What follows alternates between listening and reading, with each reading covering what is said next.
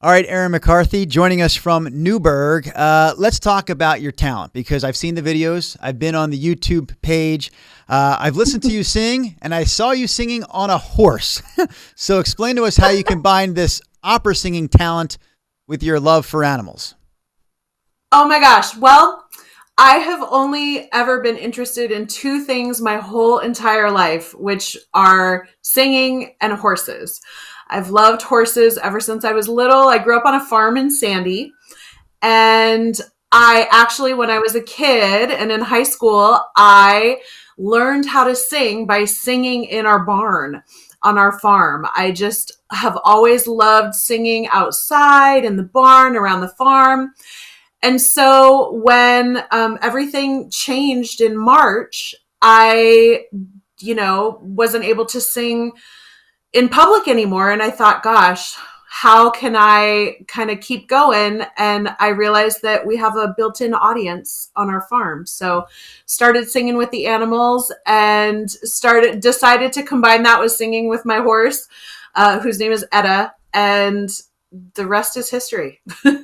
When it was first described to me, hey, there's a local woman going on America's Got Talent, and she sings with farm animals. I literally had this this vision of you holding like two pigs under your arm and singing.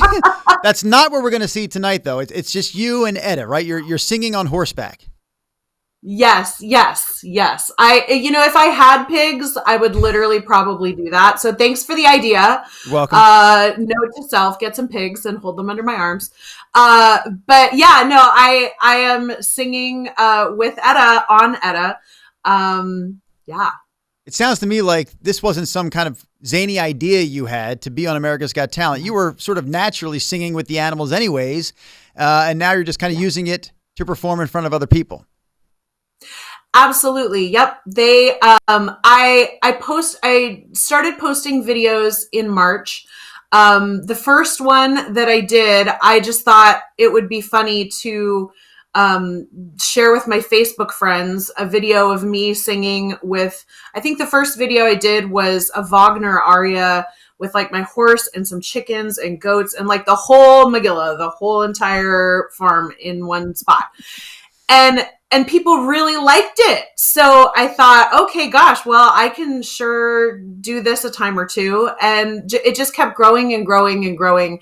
And fun kind of challenging myself. Okay, well, if we're doing this with a chicken, why not with all the alpacas? And then why not on the horse? And it just kind of naturally evolved. So, yeah. In your during your so-called research, which farm animals would you say enjoys the opera singing the most? Oh my gosh, what a great question. So we have a horse named Magic, who he's an Arabian gelding. He is hysterical, and he wants to be involved. He wants to be like 3 inches from my face 24/7. But when I'm singing, he wants to be like 1 inch from my face and doing crazy things, like sticks out his tongue, just totally hogs the camera. He loves it so much. It's hysterical. There's no chance that Magic is in that room with you right now, right? He's probably outside. Sadly, no, he's not. Can you talk about the AGT experience? What was auditioning on that show like? Because I think a lot of our viewers probably watch that show and think, I've got talent X. I think that talent is show worthy. But what's it really like once you get there to audition? Oh my gosh, I was so nervous, but I have to say that the judges were so profoundly kind. Like Simon Cowell, ooh, scary. No, he was the sweetest man. He was darling. He wanted to chat about all of our animals because he loves animals. A wonderful, sweet, kind man. So I was blown away by that. Everybody was super funny and fun. It was a dream come true. It was just so surreal interacting with these people that I'm accustomed to sharing my living room with, via my television, and to be interacting with them in real time was just like, whoo, this is so crazy. But it was magical. So fun. I wanted to ask you at some point who your favorite judge was during your experience. You just mentioned Simon. So is he the answer to that question? Yes, I am shocked at myself for saying that, but yes, absolutely. And which I think will be especially entertaining when people watch the episode, because he said some things that are quite interesting. Okay. But I loved him. I thought he was wonderful. Yeah, he was my favorite by far. From what I understand, the experience this year on AGT was a little different because some of the auditions were taped before the pandemic really struck hard, and they had an audience there for the auditions. And then in later auditions, there was no audience. So what was your experience? Audience or no audience?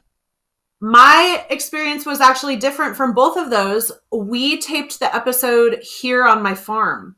So we did it via Zoom on my farm. So, which was a crazy thing in and of itself, because Zoom is like, the video conferencing experience is bonkers, and we had technical problems, and it was just, oh my goodness. My husband, who was assisting me, and I both joke that we have Zoom PTSD now, because like, it was so stressful.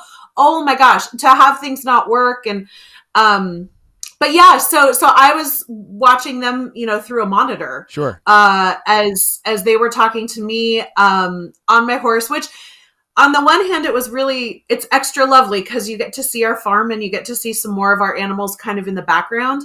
But and we love our farm a whole lot, so it's nice to be able to share that with people. But gosh, we had I can imagine that if we were to go to LA and be on stage, it would be magical in its own way. So I hope that we get to do that. Yeah, I feel like you're starting to be secretive now, because I'm wondering. I know you have to be careful. I'm wondering though. So what we see tonight on AGT, is that going to be your Zoom audition from the farm? Yes. Okay. But you will not tell us. You will not tell us if we're going to see more of you beyond the farm scenes. I will not tell you that. Okay. Fair enough. I understand how that goes. We're definitely pulling for you here. We always like to have that local contestant that we can cheer for. And since you are local, let's talk about the work that you do here, because I know you do have your own vocal studio, the Erin G. McCarthy Vocal Studio. So tell us about that. Well, I have been one of the bigger single teacher studios in Oregon. I have a huge, busy studio, primarily high school students. I have had some extremely successful students. Just a couple weeks ago, one of my students won a big national competition for musical theater, which was really exciting. And she did that via video as well. I have students who are, gain placement in the top music schools in the country, in the world, working singers, professional, both classical singers and musical theater singers. I love teaching. I'm really super passionate about it. And I feel very lucky. I do it. This is my studio here on the farm. And I just feel really super fortunate that I'm able to continue doing that through these challenging times. I'll ask you one more question. If someone were to just play the YouTube video of you singing opera, they would be blown away. I said, my gosh, this woman's voice is amazing. It's incredible. People will definitely enjoy hearing you sing. Thank you. Then you're welcome. Now, I don't know if you're going to thank me about the next part of the question. Then if you look at the video, you're singing on horseback. And suddenly I feel like I'm kind of watching the horse more than I'm listening to you in some ways. So you're obviously not fearful of the horse taking away from what is an amazing voice. Were you ever concerned about that? No, that's such a good question. So the response that I've gotten has been really interesting. Some people love it.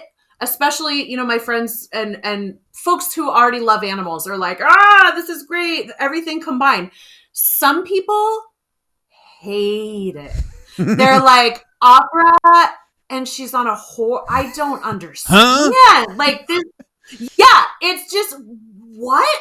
And I don't have any expectations. Like, it doesn't bother me that people are like, this is literally the weirdest thing I've ever seen. Great. Yay. I'm glad that I tickled your weirdo bone. Like that's super fun. But I just don't, because I came into it with such a kind of, oh, what would happen if I did this kind of idea? And this is not like my life's work to sing opera on a horse. It doesn't bother me when people don't get it. But I like to joke that I'm the first opera singer on a reality program that has ever sung Wagner on reality TV. So that makes me super happy that I got that milestone, I guess. I'll print that t-shirt for myself. You're a history maker. I love it. You also have great energy. I mean, it comes across even in this crazy 2-box interview situation that we're doing right here. So I hopefully that energy carries you a long way during this season of America's Got Talent. We're wishing you a lot of luck, Erin. Oh, thank you so much. I really appreciate it.